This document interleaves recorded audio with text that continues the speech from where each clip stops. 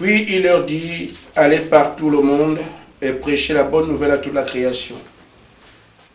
Celui qui croira, qui sera baptisé, sera sauvé, mais celui qui ne croira pas sera condamné. Voici les miracles qui accompagneront ceux qui auront cru. À mon nom, ils chasseront les démons, ils parleront une nouvelle langue, ils saisiront les serpents. S'ils boivent quelques breuvages mortels, ne fera pas de mal. Ils imposeront les mains aux malades et les malades seront guéris. Hébreux 13, 8. Jésus-Christ est le même hier, aujourd'hui et éternellement. Amen. Amen.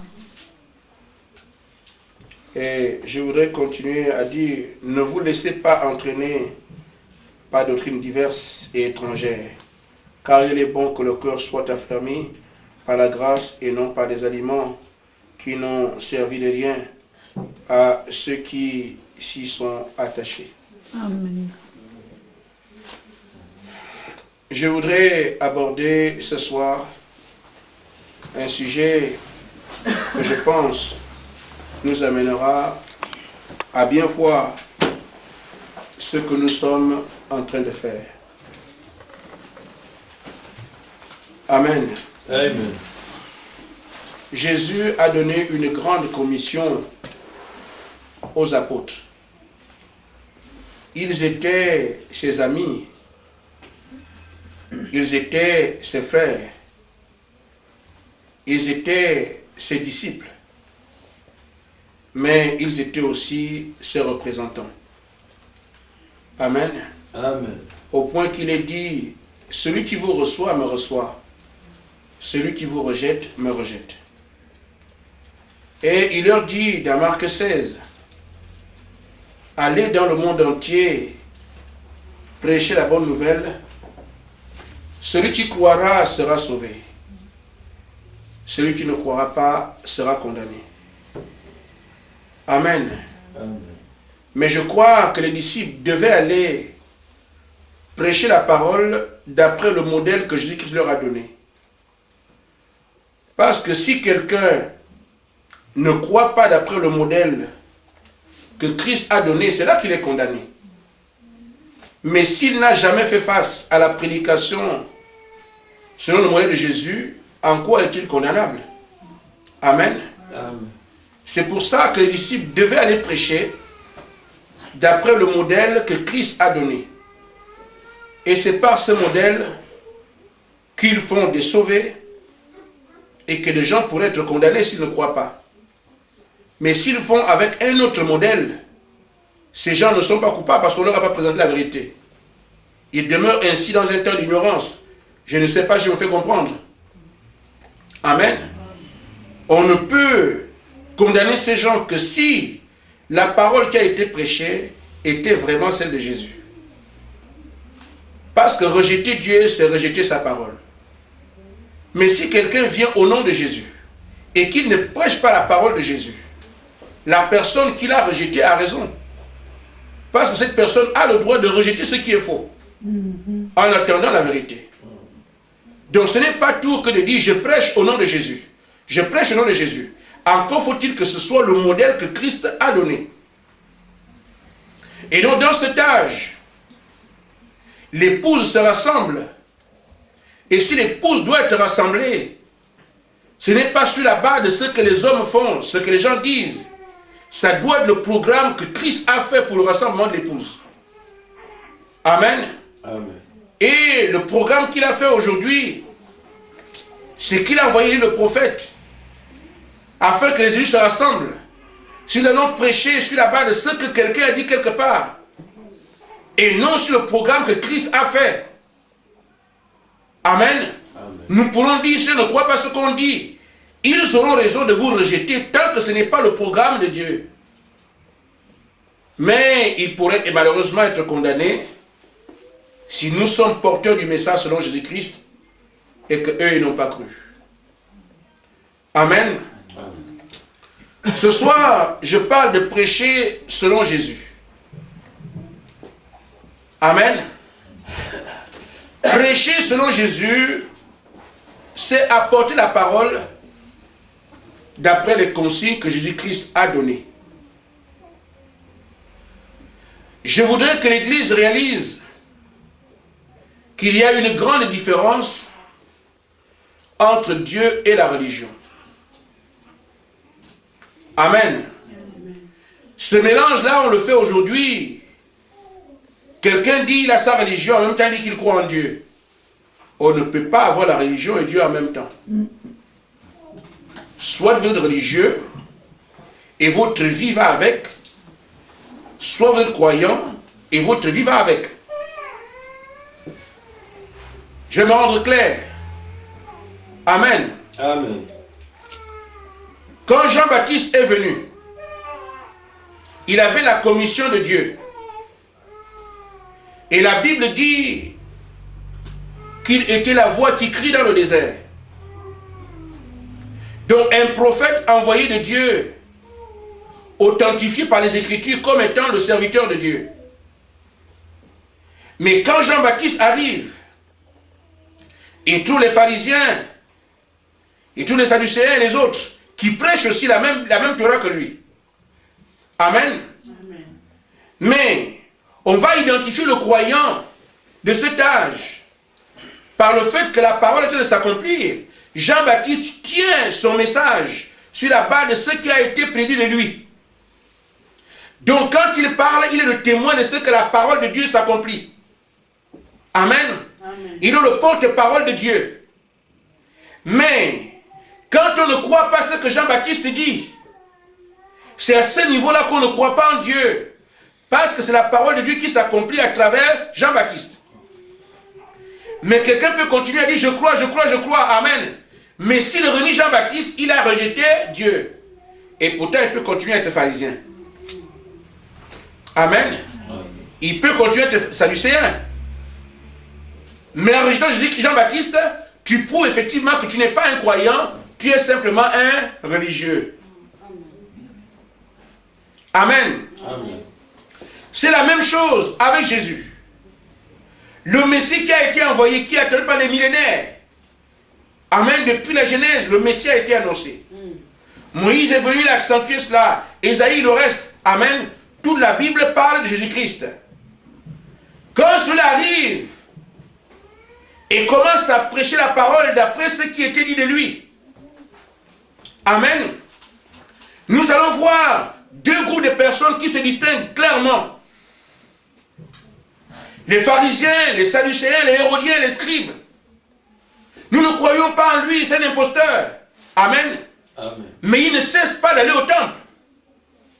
Il continue d'aller au temple, aller chanter, aller attendre le Messie.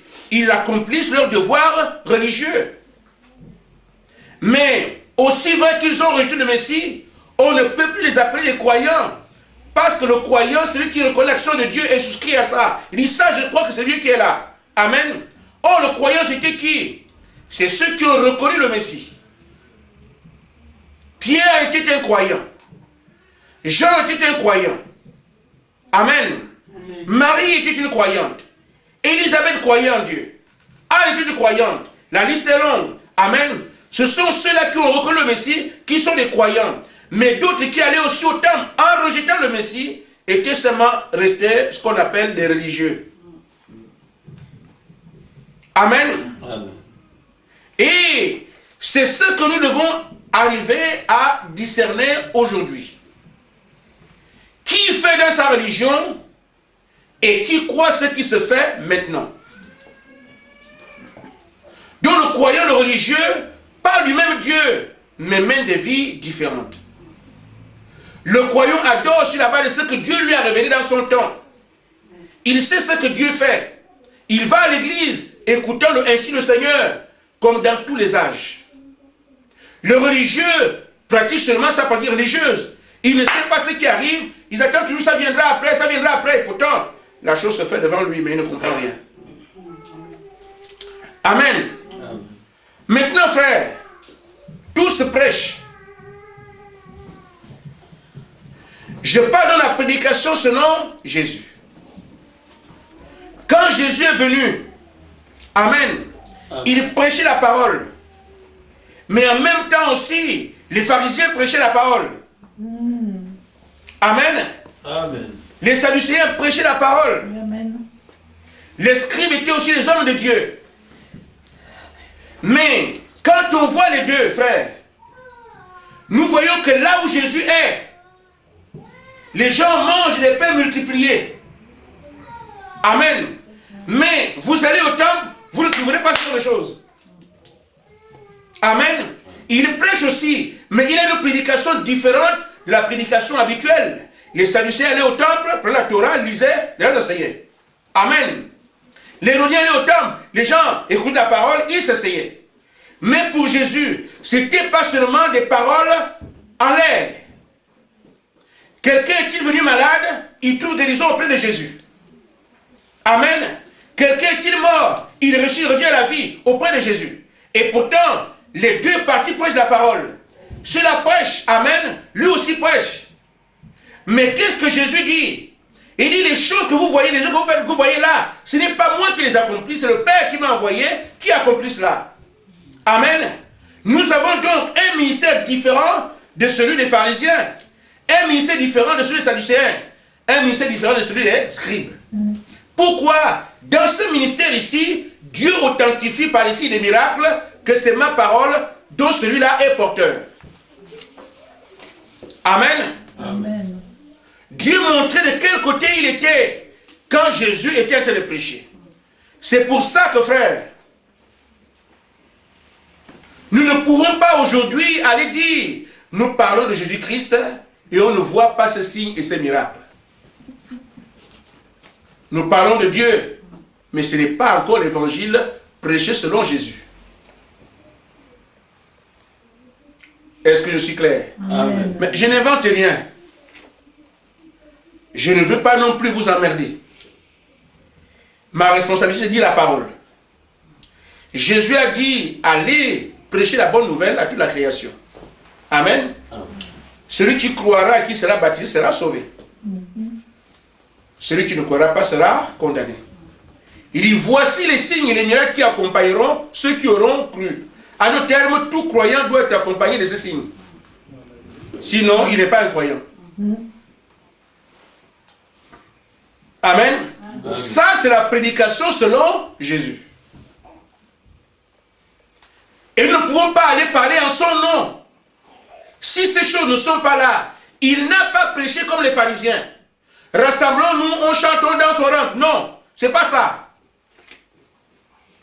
Il n'a pas prêché comme les Sadducéens. Rassemblons-nous, on chante, on danse, on se joie. C'est pas ça, les gens pleurent. Non, il a prêché une parole surnaturelle. Que quand il prêche, Dieu montre effectivement que c'est avec ce peuple-là que je marche. Amen. Et il a dit, je vous envoie aussi. Amen. Amen. Les signes et les miracles accompagneront ceux qui auront cru. Ça, c'est la prédication selon Jésus-Christ. C'est pour ça que, frère, une femme avait la perte de sang depuis 12 ans. Elle pouvait être dans la religion, ce n'est pas un problème. Mais là où, quand elle va là où c'est Jésus qui prêche, son problème est résolu. Amen. Ça, c'est l'évangile de Jésus-Christ. Amen. La mort frappe ailleurs. Mais Jairus a un enfant malade. Il dit, mais mon enfant va mourir. Qu'est-ce que je peux faire? Elle n'est pas allée chez les pharisiens. Il n'est pas allé chez les sadducéens. Il a cogné à la bonne porte. Jésus, ma fille se meurt. Amen. Que s'est-il passé? Jésus entra chez lui, mais l'enfant dort. Les gens commençaient à dire, mais non, mais il ne dort pas. Nous sommes témoins de ça. Vous ne croyez pas ce que nous on dit? L'enfant est mort. Amen. Amen. Lève-toi, jeune fille. Amen. Amen. Un homme est resté fou pendant des dizaines d'années. Il habitait un cimetière. Les gens avaient peur de passer par là. Mais quand Jésus arrive, cet homme qu'on a surnommé Légion, il se lève devant Jésus. C'était le jour de sa délivrance. Ça, c'est l'évangile de Jésus. Amen. Nous acceptons de porter le nom de Jésus. Nous acceptons de dire, il m'a envoyé. Il est aussi important de prêcher le même évangile que lui. Amen. Frère Branham dit ceci. Mais Jésus nous a dit, celui qui croit en moi fera aussi les œuvres que j'ai faites. Amen. Jean 14, 12. J'ai dit à l'église, la foi vient de ce qu'on entend. Et ce qu'on entend qui vient de la parole de Dieu qui est prêchée. Nous prêchons ce message exactement tel que la Bible donne, parce que ce message doit rassembler les élus. Amen. Et ces élus ont la même nature où qu'ils soient. Un élu n'est pas un incrédule. Un élu, c'est un croyant. Il dit, les choses que moi j'ai faites, celui qui croit en moi, amen, cet élu-là fera aussi la même chose. Mais le compte, c'est que Dieu nous ayant élus avant la fondation du monde, quand on arrive ici, et qu'on écoute la parole, on se disqualifie soi-même. Moi, est-ce que moi aussi je peux? Mais il ne s'agit pas de ce que toi tu peux faire. Il s'agit de ce qui a été préparé pour toi. Amen. Amen. Quelles que soient les situations, il n'y a absolument rien que tu puisses faire. Il s'agit de ce qui a déjà été programmé pour toi. Ouvre seulement, ça s'ouvre. Mais nous mourrons à cause des peurs. Amen. Amen. Et malheureusement, nous prenons le modèle du monde, des autres religions, des autres machins frères. Je suis catholique, ce n'est pas votre affaire. Votre affaire, c'est qui es-tu? Un élu qui portera exactement le message de Jésus-Christ comme Pierre l'a porté, comme Jean l'a porté. Vous savez, frère, les hommes meurent, les esprits ne meurent pas. Amen. Amen. Les esprits qui étaient avec les pharisiens sont encore sur la terre. Amen. Amen. Eux qui allaient au temple, on chante, on danse, il n'y a pas de Dieu, il n'y a rien. Et pourtant, au nom de Dieu, tout se fait au nom de Dieu, tout se dit au nom de Dieu, je chante au nom de Dieu, mais le Dieu là, on ne le voit pas. Les pharisiens étaient comme ça. Il y a la même chose ici aujourd'hui qui ont les gens pour être comme ça. Amen. Amen. Regardez seulement autour de vous. Vous trouverez cet esprit religieux qui ont les gens pour chanter, danser, tout ça, mais Dieu est rien. On parle de Dieu, non, Dieu ne guérit plus. Les apôtres sont, quand ils sont morts, la puissance est partie. Le même esprit est sur la terre, a entraîné seulement les hommes, a fait les membres, mais le Dieu dont on parle ne le voit jamais. Mais il y a aussi l'esprit qui était avec Christ. Et Christ a aussi dit, ce que moi j'ai fait, vous le ferez aussi. Amen. Et quand il est parti, on ne se demande pas où est-ce qu'il est passé. Pierre était le relais. Amen. Quand il est parti, Jean était le relais. Au fur et à mesure que son esprit avance, la Bible nous dit que cette foi a été transmise au sein une fois pour toutes dans Jude. Donc la foi de Jésus-Christ a été transmise au sein une fois pour toutes. Tout ce que Jésus faisait, les apôtres ont pris d'âge en âge, les mêmes choses ont continué. Amen. Et si nous sommes porteurs de ce message ici, les mêmes choses doivent continuer. Amen. C'est pour ça, cogner à la porte du Seigneur, je veux voir ce que toi tu as promis. Oui, amen. Nous ne sommes pas dans un âge où les maladies viennent nous emmerder. Mais quand les gens ont des problèmes, ils doivent savoir où aller. Mais si nous-mêmes qui sommes porteurs de la vie de Christ aujourd'hui, nous reculons, qui va le représenter? Qui va prêcher l'évangile de Jésus-Christ ici? La religion, il n'y a pas de problème. Vous aurez des temples, toutes sortes de choses. Mais l'évangile de Jésus. Amen. Amen. Je dis bien la parole selon Jésus. La prédication selon Jésus. Amen. Dans la brochure qui est celui-ci, paragraphe 49.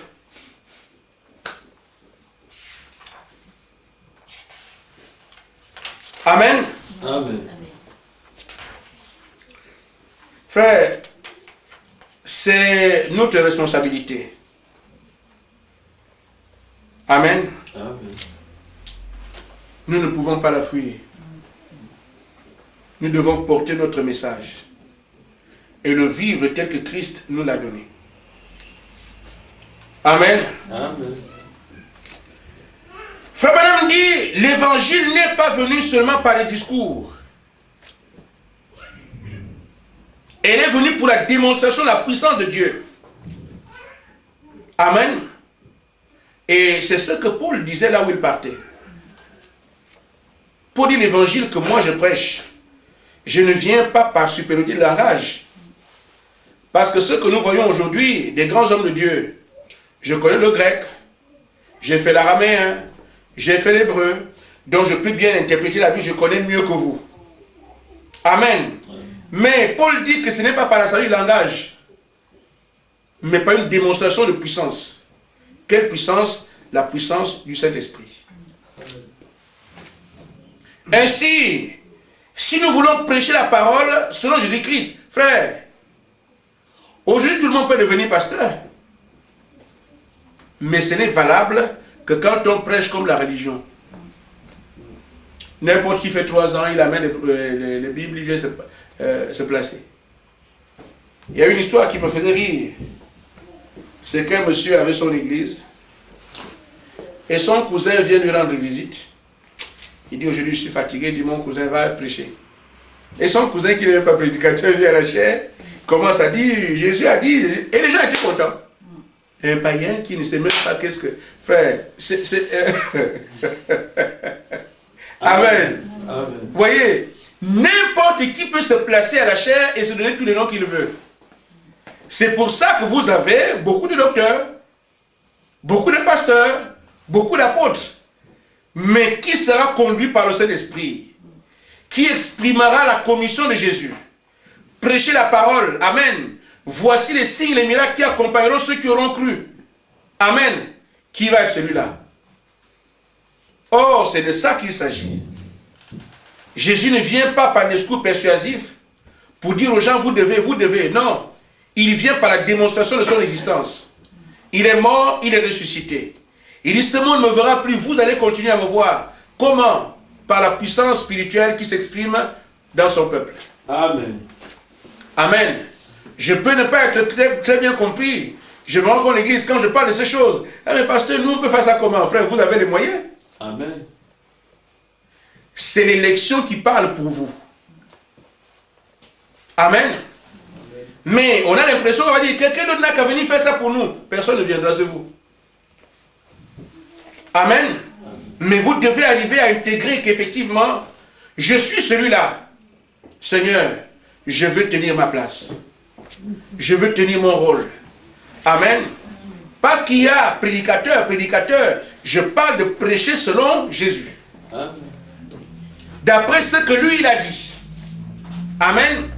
Allez dans le monde entier, prêcher la bonne nouvelle de la création. Amen. Les gens seront baptisés, seront sauvés. Et la plupart du temps, on s'arrête là. Mais l'autre côté.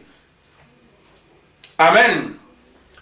Ainsi, nos frères, frère madame dit que le problème réside au fait de connaître Jésus, qui il est. Je vous dis, frère, je crois que la plupart des gens qui parlent de Jésus aujourd'hui parlent de ce Jésus qui marchait en Galilée qu'on tourne les films. Amen. Amen. Amen. Mes frères, Dieu ne change pas dans sa nature, mais il peut changer de forme. Le Jéhovah de l'Ancien Testament, c'est lui qui est Jésus-Christ aujourd'hui dans le Nouveau Testament. Amen. Amen. Mais ce Dieu a visité Moïse dans une flamme de feu. C'est la forme qu'il avait en ce temps-là. Amen. Amen. Ce Dieu a visité Élie dans un petit bruit de vent. C'est la forme qu'il a prise en ce temps-là. Ce Dieu a parlé à Abraham sous forme de tourbillon. C'est la forme qu'il a prise dans ce temps-là. Ce Dieu également venait à la chair, un corps humain. C'est même pas la première fois. Dans Genèse 18, Dieu est venu parler avec Abraham dans un corps humain. Amen. Le même Dieu est venu mourir à la croix, il est venu avec un corps humain, il a mangé avec nous, Emmanuel. Amen. Mais il a quitté cette fonction-là. Il dit, je viens de Dieu, je retourne à Dieu. Mais beaucoup le gardent encore dans la forme de cette chair.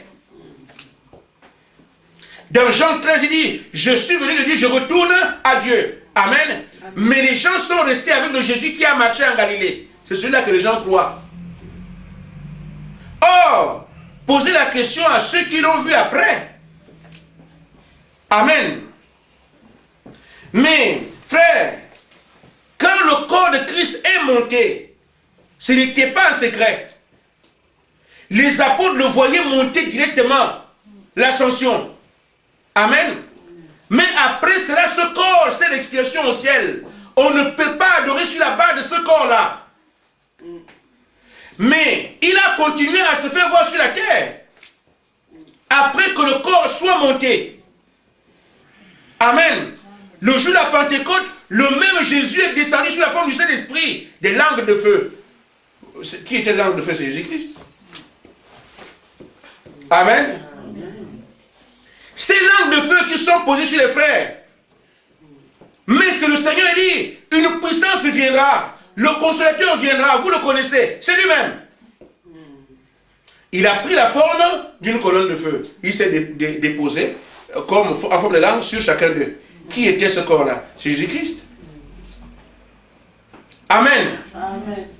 Mais quand Saul est devenu Paul, il allait pour fermer les églises. Une lumière l'a aveuglé. Et Paul dit qu'il a parlé avec cette lumière. Amen.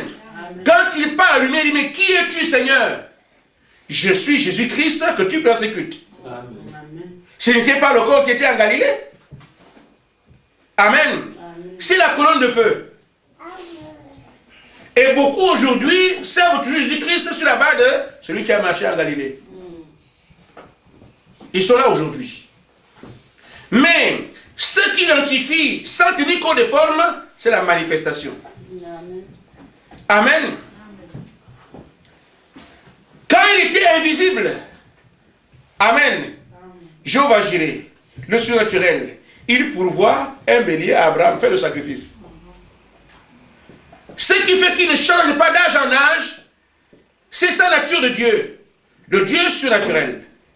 Que ce soit avec Moïse, que ce soit avec Élie, avec les apôtres, dans la chair, c'est toujours le surnaturel qui le qualifie. Il ne change pas en nature, mais il peut changer de forme. Amen. Et c'est le Jésus de Nazareth qui aujourd'hui est cru partout. Oh frère, il n'est plus dans cette forme-là. Il dit, ce monde ne me verra plus, vous allez le voir. Amen. Mais qui va continuer à le voir? Ce sont ces croyants, les gens qui croient en lui. Amen. Et qui comprennent exactement ce qu'il est en train de faire. Et sont eux qui peuvent encore continuer à porter ce même ministère. Ce qu'il avait le jour de sa chair. Qui est comparable à ce qu'il avait avant même qu'il ne soit chair. Amen. Le véritable problème, si on n'arrive pas à avancer avec lui, c'est que si vous considérez le Jésus de l'Ancien Testament, ou du moins le Jésus de Nazareth, vous ne connaissez pas qui vous avez aujourd'hui.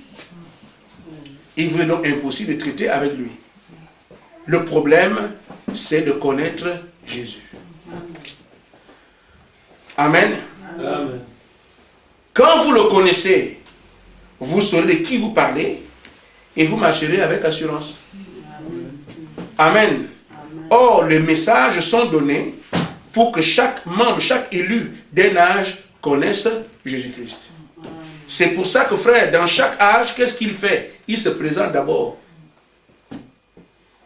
Écrit à l'an d'Éphèse, voici, dit celui qui a les 7 étoiles. Il se présente d'abord pour que le peuple puisse savoir qui il est. Amen. Amen. Et quand vous savez qui il est, quelle forme il prend, quel ministère il a dans ton âge, alors tu peux travailler sachant de qui tu parles. Mais les frères sont restés avec le Jésus de Nazareth. Or, s'il devait évoluer en forme linéaire, il n'a plus besoin de se présenter aux Éphésiens. C'est parce qu'il n'est plus dans cette forme-là. Il se présente à Éphèse, je suis celui qui fait telle chose. Et une fois qu'il s'est identifié, les croyants de d'Éphèse savent de qui il parle. Et c'est pour ça que dans chaque âge, les élus ont manifesté la même puissance parce qu'ils savaient avec qui ils traitaient. Amen. Quand il vient de là de Smyrne, je suis ceci. Comme aujourd'hui, nous sommes dans l'Odyssée, il dit, voici, je suis l'Amen. Nous adorons Jésus aujourd'hui dans cette Laodicée en traitant avec l'Amen. Parce que nous savons que nous sommes à la fin. Amen veut dire ainsi soit-il, tout est terminé. C'est pour ça que nous préparons à partir. Parce que nous adorons l'Amen. Amen. Parce qu'après nous, il n'y a plus rien. Donc le message du temps de la fin, c'est un message d'enlèvement. Nous savons qu'il s'est présenté à nous comme l'Amen. Donc on ne peut plus aujourd'hui s'attendre à ce que quelque chose viendra après. On ne peut plus dire, non, on attend, ça viendra plus tard. Non, c'est maintenant qu'il faut se préparer à partir. Mais ceux qui savent que nous sommes dans le temps d'Amen, ne croient pas en Dieu comme ceux qui ne savent pas dans quel temps ils vivent. Ils vont à l'église, ils reviennent. Ils vont à l'église, ils reviennent. Mais ceux à qui il a été démontré, il a été prouvé que là, vraiment, vous êtes un à la fin. Amen. Ils parlent de Dieu de manière différente. Ils vivent de manière différente. Ils se sanctifient parce qu'ils savent que Christ véritablement est la porte. Beaucoup parlent de l'avènement de Jésus, mais ils ne savent pas exactement comment situer ça. Mais s'il s'est présenté à toi et dit, frère, je suis maintenant l'Amen. Sache qu'après cet âge-là, il n'y a plus rien. Je peux venir à n'importe quel moment. Voilà pourquoi les gens ne comprennent pas pourquoi nos femmes ne portent pas de boucles d'oreilles, ne mettent pas les pantalons. On dit, vous imposez ces choses. On n'impose rien. Nous présentons la parole. Dieu n'a pas aimé ces choses. Autant dans la Genèse, avec Jacob. Dieu n'a pas aimé ces choses avec Moïse. Dieu n'a pas aimé ces choses avec Isaïe. Dieu n'a pas aimé ces choses avec les apôtres. Alors quiconque sait qu'il a besoin de Dieu aujourd'hui, qu'il voit ce que Dieu n'aime pas et s'en écarte. Nous prêchons la parole, pas pour faire la police. Celui qui veut Dieu, quand il se rend compte, mais je suis dans la main, comme Dieu conduit, n'aime pas ça, je ne continue pas dans ce sens. C'est pour ça que nous acceptons de mener ce type de vie. Mais chacun, nous, on peut bien envie de se souiller la gueule. Parce que le corps réclame des choses. Mais nous disons, ces choses ne nous concernent plus, parce qu'il y a un intérêt devant nous. S'il y a un temps où on pouvait blaguer et s'amuser, le temps dans lequel nous vivons, où l'Amen a dit, il s'est présenté comme Amen, on ne joue plus en ce temps-là. Mais ceux qui n'ont pas compris, ils continuent à vivre comme ils veulent. Mais nous avons compris. Amen. Amen. Amen. Ainsi, le prophète dit, dans qui est celui-ci, paragraphe 15.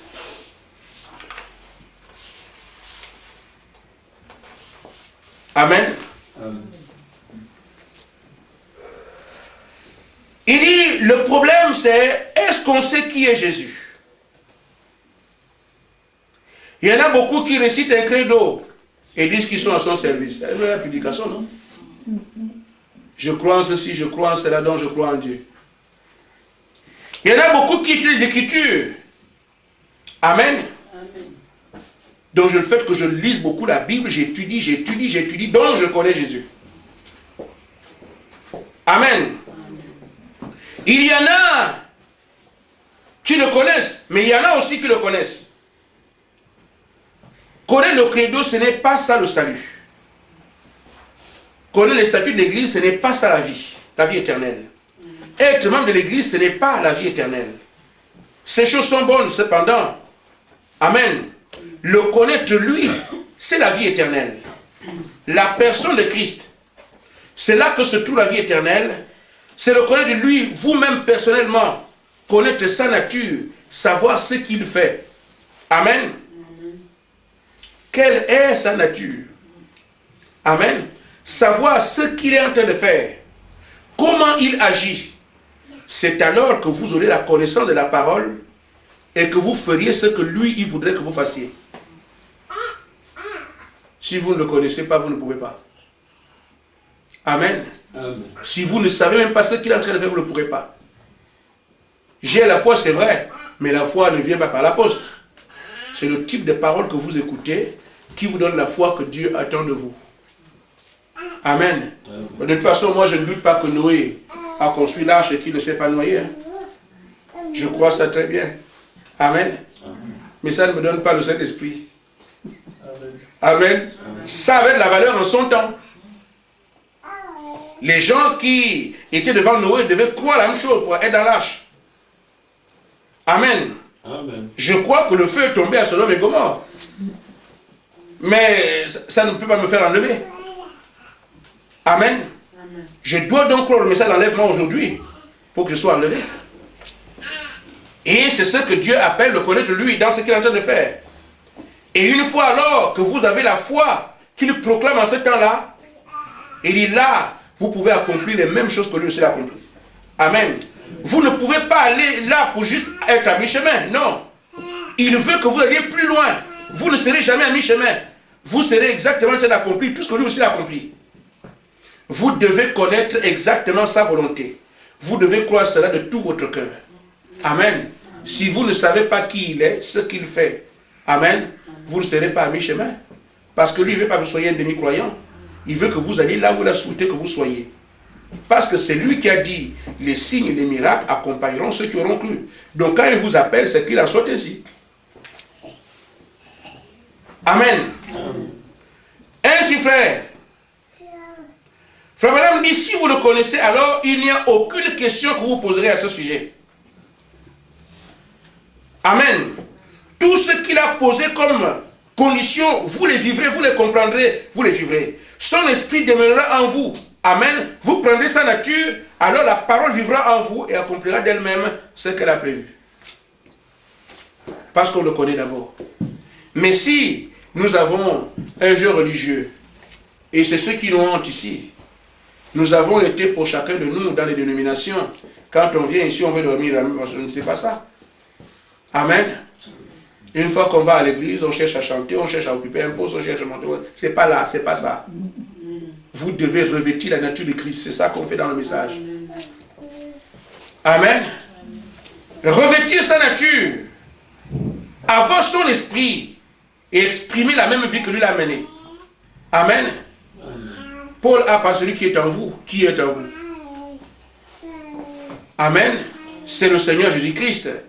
Et Frère Madame dit que nous croyons en vue de recevoir le Saint-Esprit et en vue de nous identifier à lui. Mais nous avons toujours été habitués, je vais à l'église, je suis baptisé, je suis membre et puis j'attends. Je commence à aller au porte-porte, ce n'est pas ça. Amen. Nous devons nous appuyer sur ce qui est écrit. Nous devons être ces croyants à qui il a dit les signes et les miracles accompagneront ceux qui auront cru. Celui qui croit en moi fera aussi la même chose que moi j'ai faite. Je dis bien qu'il ne s'agit pas de ce que nous serons capables de faire, mais de ce qui a déjà été fait pour nous. Je prends seulement ma place, je revendique mon héritage. Amen. Amen. Maintenant, frère Branham dit, il a dit, le monde ne me verra plus, mais vous, vous allez me voir. Amen. Là, je parle à l'église. Nous allons le voir. C'est aussi une autre dimension qui concerne l'évangile selon Jésus. Les gens qui prêchent sa parole ne peuvent pas manquer de le voir. Il a fait la promesse aux apôtres qui étaient devant lui. Amen. Et quand il est mort, le monde ne pouvait plus continuer à le voir après sa résurrection. Mais il allait manger avec Pierre. Il allait manger avec les disciples. Amen. Pendant 40 jours. Mais le monde là ne pouvait plus le voir. Mais ceux qui étaient avec lui l'ont vu. Nous avons donc des témoignages de ce que le Seigneur n'a pas parlé en l'air. Si nous sommes ses véritables fils, nous devons continuer à le voir aujourd'hui. Ce sont des choses absolument à réclamer. Seigneur, tu as dit, ce monde ne te verra plus, mais les élus vont continuer à te voir. Et effectivement, nous avons remarqué qu'après ta mort et ta résurrection, au temple, on ne te connaissait pas. Amen. Caïn ne te voyait plus. Dans les villages environnants, on ne te voyait plus. Mais tu es apparu à Marie de Magdala. Amen. Tu es avec tous les disciples. Amen. Donc, le monde ne le voit plus, mais ces élus continuent à le voir. Ainsi, c'est vrai, nous qui sommes ici à Bar-le-Duc, même si tout le monde ne le voit pas, nous devons continuer à le voir. C'est ça la prédication selon Jésus. Il ne passe pas inaperçu. Si le monde ne le voit pas, nous pouvons dire que nous croyons, nous marchons avec lui. Il marche avec nous, nous le connaissons. Il y aura un procès que quelqu'un avait fait quelque part. En disant aux croyants, vous dites que vous connaissez votre Jésus, c'est votre Dieu. Amen. Maintenant, les autres, les bouddhistes, on voit leur Dieu. Mais vous, votre Jésus est où? Amen. Mais appelez-le, on va voir. Jésus, tes enfants sont ici, ils t'appellent. Amen. Mais tu peux faire le bouffon avec ça. Mais Jésus a dit que toi, le mondain, tu ne peux plus le voir. Et il ne changera pas sa parole à cause d'un incrédule, d'un petit mortel. Amen. Mais nous savons comment mettre en évidence que Jésus-Christ est vivant. Amen. Parce que nous pouvons le voir. Et nous pouvons l'inviter sur la scène. C'est ainsi que pour que le monde le voie, il faut que ce fils soit en mesure de démontrer qu'il est vivant. Amen. Amen. Ce monde ne me verra plus, vous allez me voir. C'est pour ça que, frère, nous ne devons pas pleurer comme n'importe qui. Nous avons l'avantage d'être ce groupe de personnes qui peuvent continuer à traiter avec Dieu en direct. Amen.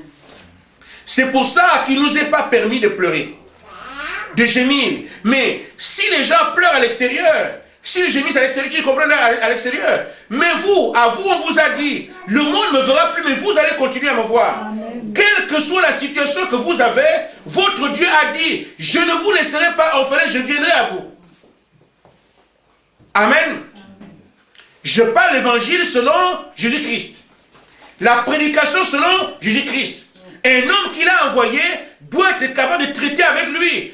Parce que la promesse, c'est que même si tout le monde ne le voit pas, cet homme envoyé de Dieu doit traiter avec lui. Cette femme appelée de Dieu doit traiter avec lui. Cette fille de Dieu doit traiter avec lui. C'est sa parole et il ne ment pas. Amen. Amen. Frère Branham dit, encore un peu de temps, le monde ne me verra plus, vous allez me voir. Et vous, c'est qui? Ce sont l'église. Vous. Il dit, l'incroyant ne le voit jamais. C'est le croyant qui le voit. Encore peu de temps, le monde ne me verra plus, mais vous me verrez. Car je serai avec vous, et même en vous, jusqu'à la fin du monde. Frère Branham dit, est-ce que c'est juste? Amen. Alors, il est le même hier, aujourd'hui, éternellement. Et si nous voyons ce qu'il a fait hier, nous pouvons voir ce qu'il fait aujourd'hui. Amen. Amen. Car il le fait toujours. Nous n'avons pas à sous-estimer ce que nous sommes. Parce que Dieu, si c'est une surestimation, Dieu a surestimé notre valeur à ses yeux. Le monde là va me chercher. Il ne me verra pas. Mais mes élus. Frère, quelle que soit la situation, crions au Seigneur sur la base de ce qu'il a dit. Amen. Nous ne manquerons pas de le voir. Amen. Amen. Vous savez, frère, vous pouvez avoir des difficultés, quelles qu'elles soient. Retenez une chose, Jésus-Christ est le même hier, aujourd'hui et pour toujours. Souvenez-vous, la barque des disciples était vouée à sombrer, mais lui les a secourus. Amen. Et il ne change pas. Amen. Le problème que tu as, Jésus-Christ est ton secours. Amen. Parce qu'il a dit. Amen. Amen. Souvenez-vous, le diable a réclamé Pierre. Amen. Amen. Jésus l'a défendu. Il peut te défendre aujourd'hui. Quel que soit ce qui tombe sur toi, les difficultés que tu as besoin de défenseurs, Jésus-Christ peut te défendre aujourd'hui. Il a dit au diable, arrière de moi Satan. Amen. Amen. Pierre, le diable t'a réclamé, mais moi je t'ai protégé. Amen. Ce même Jésus est ton Jésus ce soir. Amen. Il ne change pas. Amen. Amen. Donc, quel que soit, frère, ces choses que je suis en train de dire ici, que les apôtres ont vécues, Jésus dit le monde ne peut pas les voir, mais vous. Amen. Amen. Voyez-vous, frère, cette femme à la perte de sang depuis des années, pas de secours. Mais quand elle a rencontré le Seigneur, son mal est terminé. S'il l'a fait là-bas, frère, et qu'il dit vous aussi, amen, amen, il ne change pas, quelle que soit ta situation, je dis bien quelle qu'elle soit. Le monde du temps de cette femme-là a montré son incapacité. Mais Jésus a prouvé que quand ça arrive jusqu'à moi, ça doit changer. Amen. Amen. Ainsi, quel que soit le problème que tu as traité depuis des années, une fois que tu atteins son message, ça doit s'arrêter là. Amen. Amen. Amen. J'ai prêché un message comme ça à Libreville. Il y avait une jeune dame qui était à l'article de la mort. Elle souffrait depuis des années. Elle ne voyait que des morts et tout ça.